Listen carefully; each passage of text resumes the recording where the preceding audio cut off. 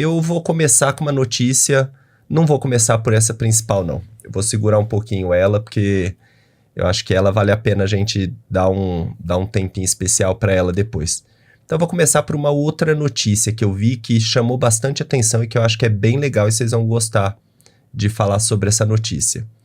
Que é células zumbis. A chave para frear o envelhecimento, os efeitos do envelhecimento. Então vamos falar um pouquinho dessa notícia aqui, tá? Essa notícia saiu agora em maio de 2024, é uma notícia bem recente. E é uma notícia que eu acho legal, porque dentro da biologia sempre tem aquela discussão, né?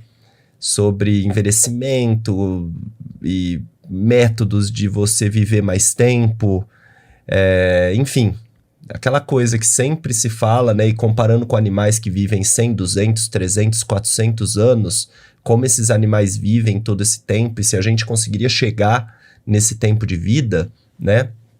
E aí sai essa notícia em maio sobre uma pesquisa bem legal que foi feita com essas células zumbis, que eu já vou falar um pouquinho o que elas são mais certinho, tá? Fiz várias anotações aqui para falar para vocês.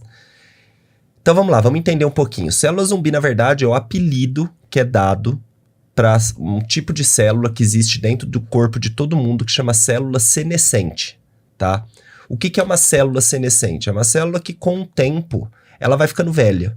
Então o corpo vai ficando velho, só que o envelhecimento celular ele não depende exatamente do envelhecimento cronológico do corpo. As células elas podem ir ficando velhas em qualquer momento, desde quando você é bebê. Então, o que acontece naturalmente no nosso corpo? Quando uma célula fica velha, o nosso sistema imunológico ele tem um sistema todo de percepção, de entendimento de que essa célula está ficando velha, cansada.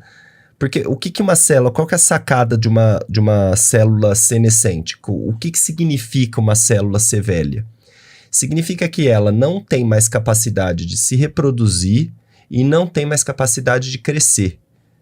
Só que, ao mesmo tempo, ela se recusa a morrer. Então, ela não trabalha do jeito que era para ela trabalhar. Ela já está cansadona, está trabalhando meio capenga. Não quer saber de largar o osso, não quer saber de se aposentar. E também não se reproduz, não cresce. Ou seja, é uma célula que atrapalha. Só que no final das contas, uma célula velha, ela começa a produzir uma série de proteínas que são prejudiciais para o organismo, que acabam virando toxinas dentro do organismo. Quando a gente é jovem, e eu estou falando literalmente jovem de idade cronológica, então de criança até um adulto jovem, a gente está falando ali por volta dos 40 anos de idade, o sistema imunológico tem métodos para identificar esse tipo de célula e ativar nelas um processo chamado de apoptose, que é um processo onde a célula se vai de arrasta sozinha, tá? Não vou ficar falando muito nome aqui, porque na última live eu comecei a falar muita coisa, às vezes termos que a gente usa mesmo, né, tal, e a live perdeu monetização, e enfim, por causa desses termos que eu usei. Então eu vou tentar dar uma substituída nos termos aqui para tentar dar uma aliviada nessa parte da monetização. Enfim, e aí o sistema imunológico ele consegue identificar essas células senescentes e ele ativa nessas células um sistema chamado de apoptose, que a célula sozinha acaba indo de arrasta porque ela está já senescente, ela não funciona do jeito que ela tem que funcionar e ela está mais atrapalhando do que ajudando. Só que com o passar do tempo cronológico no nosso corpo, então aí é a idade mesmo, nossa, o sistema imunológico vai perdendo um pouco de capacidade de identificar essas células senescentes, tá? E aí elas conseguem passar mais tempo funcionando e, consequentemente, mais tempo produzindo essas toxinas, essas proteínas que são toxinas. E, ao mesmo tempo, com o passar da idade, a gente acaba acumulando muito mais dessas células senescentes no corpo do que quando a gente é jovem. Ou seja, o nível de produção dessas toxinas aumenta e muito. Ele acaba aumentando bastante. E essas toxinas, elas têm um efeito principal, que é provocar o envelhecimento das outras células boas, como um todo. Então, é um dos principais responsáveis, é um dos meios, né, principais responsáveis por provocar o envelhecimento no corpo. Beleza. O que aconteceu foi que várias pesquisas começaram a ser feitas, tá? E uma das pesquisas que foi importante, eu vou falar de 2 pesquisas aqui, eu até anotei, tá tudo num papelzinho anotado aqui, para não perder as informações importantes para passar para vocês. Uma das pesquisas importantes foi feita em 2015 na clínica Mayo em Rochester, chama Clínica Mayo em Rochester. Provavelmente é uma clínica particular que promove pesquisas celulares, tá? E uma coisa que eles descobriram foi muito legal. Eles fizeram esses estudos em camundongos, tá? E eles estudaram, eles na verdade estavam testando 2 medicamentos com a ideia de combater essas proteínas que promoviam o envelhecimento. E esses 2 medicamentos tiveram efeito positivo nesses camundongos. Esses medicamentos promoveram uma queda muito grande nessas células senescentes, diminuiu muito no corpo dos camundongos, melhorou a função cardíaca dos camundongos, não é que provocou um rejuvenescimento neles, mas provocou uma melhora de qualidade de vida e de saúde, principalmente no funcionamento do sistema imunológico, muito alta, tá? E isso chamou atenção e acabou criando uma vertente dentro da medicina chamada senolítica, que é hoje a área da medicina que estuda a senescência, que estuda o envelhecimento celular. Tá, então, beleza. Essa pesquisa, então, descobriu o medicamento que deixa todo mundo jovem pro resto da vida. Não, ainda não. Mesmo com a pesquisa tendo dado certo em camundongos, o que os pesquisadores falaram é que para realmente algum medicamento chegar ao ponto de fazer esse tipo de efeito em ser humano, pelo menos nessa pesquisa de 2015, tá? Vai levar décadas, e eles usaram o termo décadas. Porque uma coisa é você aplicar um medicamento no camundongo, numa certa dosagem, e acabar dando certo. Outra coisa é você extrapolar essa dosagem para colocar num organismo de um ser humano de 70 quilos, que é a média que eles usam para calcular a pesquisa em seres humanos, tá? Em camundongo, você está aplicando uma dosinha mínima. Você está aplicando uma dose muito pequena. Quando você extrapola essa dose para um valor muito alto, e os efeitos colaterais que isso pode acontecer, que pode gerar no organismo, tá? Então, assim, não é simplesmente fazer uma regrinha de 3 e, deu certo pro camundongo nessa dosagem, vamos passar pro ser humano.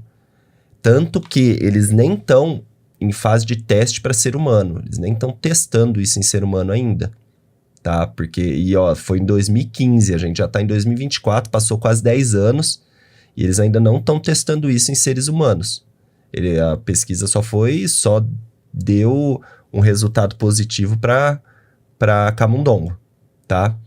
E aí, outra coisa legal que eu vi em outra pesquisa, aí sim é uma coisa que pode acontecer para os próximos anos aí, tá?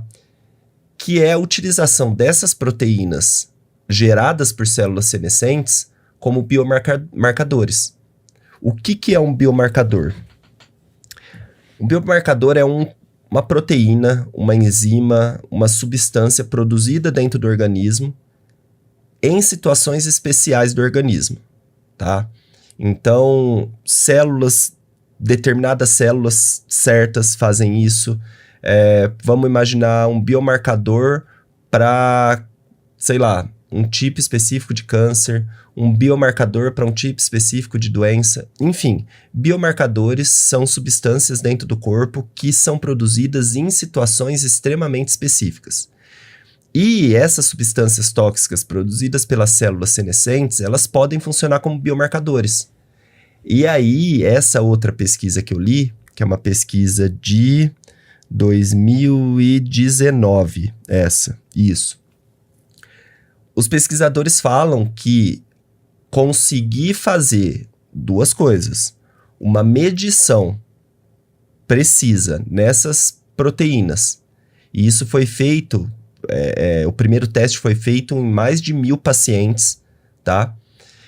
E você conseguir fazer uma medição precisa e chegar num padrão de medição desses biomarcadores pode levar à padronização de uma ferramenta. E ferramenta para quê? Para você conseguir prever o nível de desgaste do corpo. E, consequentemente, segundo eles, conseguir prever não data certa, tá? Porque você não vai conseguir prever, sei lá, em maio de 2052.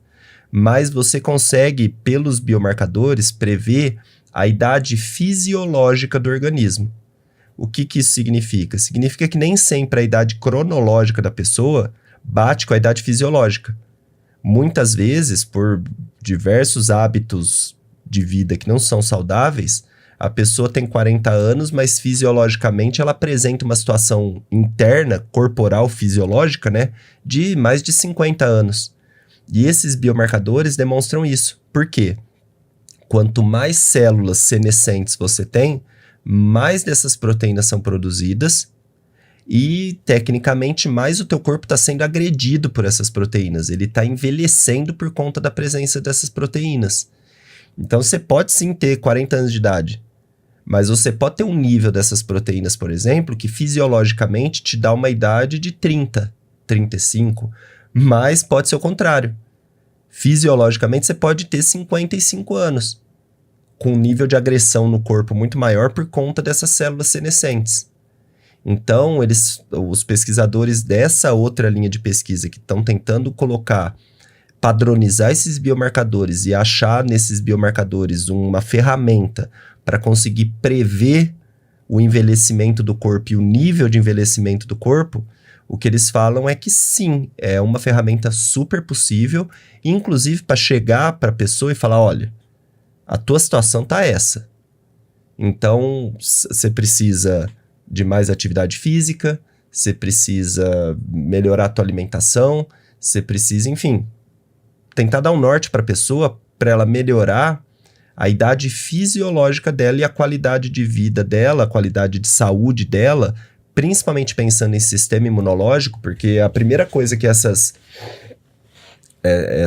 toxinas, essas proteínas produzidas pelas células senescentes atacam, a primeira coisa é o funcionamento do sistema imunológico como um todo, e deixa ele mais fraco, deixa ele com um funcionamento ruim. Então, a ideia é essa, melhorar o funcionamento do organismo como um todo.